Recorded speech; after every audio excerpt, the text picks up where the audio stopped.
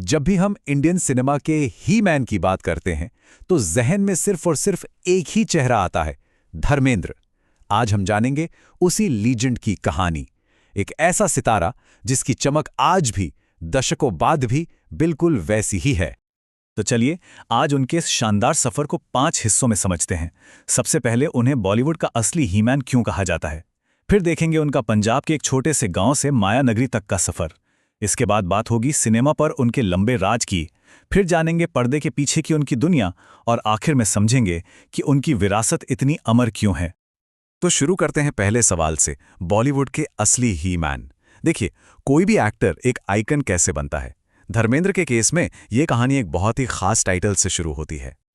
उन्हें एक टाइटल मिला, ही मैन ऑफ बॉलीवुड। अब देखिए, ये सिर्फ उनकी जबरदस्त पर्सनैलिटी की वजह से नहीं था। ये टाइटल था उनकी दमदार आवाज, उनके चार्म और उस दौर में एक्शन हीरो की पूरी इमेज को बदलने के लिए। वो असल में उन पहले सुपरस्टार्स में से थे जिन्होंने एक्शन को एक नया जबरदस्त अंदाज दिया। लेकिन सवाल यह है कि यही मैन आया कहां से। वो हमेशा से इस चकाचौंध की दुनिया में नहीं थे। उनकी कहानी शुरू होती है एक छोटे से गांव से, जो कि बड़े पर्दे तक पहुंची।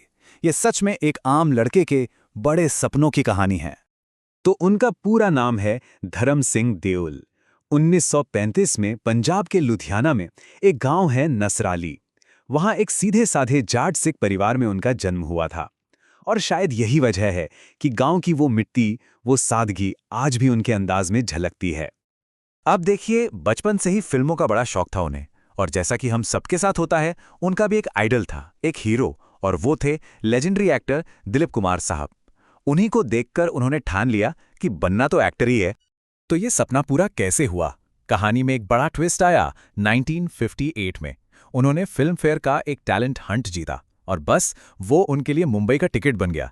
और सिर्फ 2 साल के अंदर 1960 में दिल भी तेरा हम भी तेरे के साथ हिंदी सिनेमा को अपना नया सितारा मिल गया।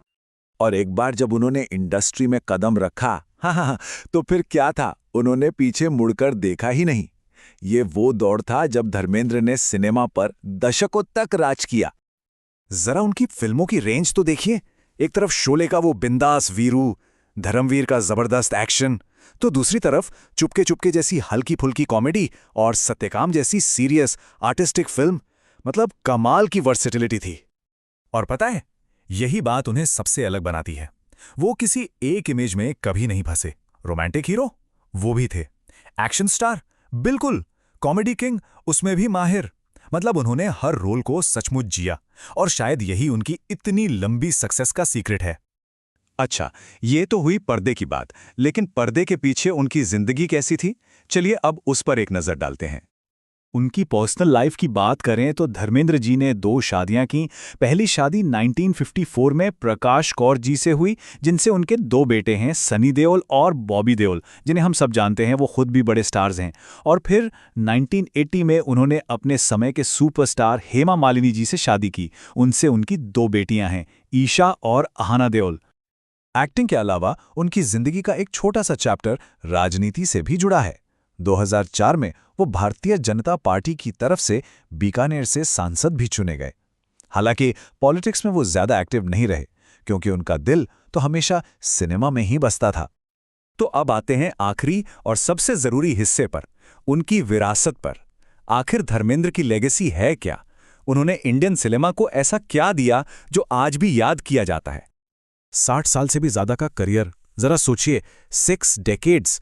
किसी भी एक्टर के लिए इतने लंबे समय तक रेलेवेंट बने रहना, ये अपने आप में एक बहुत बहुत बड़ी बात है।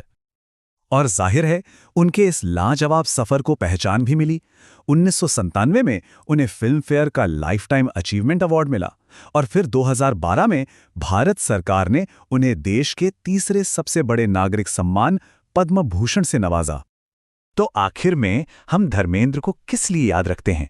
सिर्फ फिल्मों या अवार्ड्स के लिए नहीं, हम उन्हें याद रखते हैं उनकी जमीन से जुड़े अंदाज के लिए, उनकी सादगी के लिए, और हाँ, इस बात के लिए कि उन्होंने ही हिंदी सिनेमा में एक्शन हीरो के कॉन्सेप्ट को एक नया मतलब दिया। तो एक सवाल दिमाग में आता है, धर्मेंद्र की असली पहचान क्या है? एक एक्शन हीरो जिसने सब कुछ बदल दिया, या फिर एक ऐसा एवरग्रीन स्टार जो हर रोल में फिट हो गया? शायद सच तो यह है कि वो इन दोनों का ही एक परफेक्ट मिक्सचर है।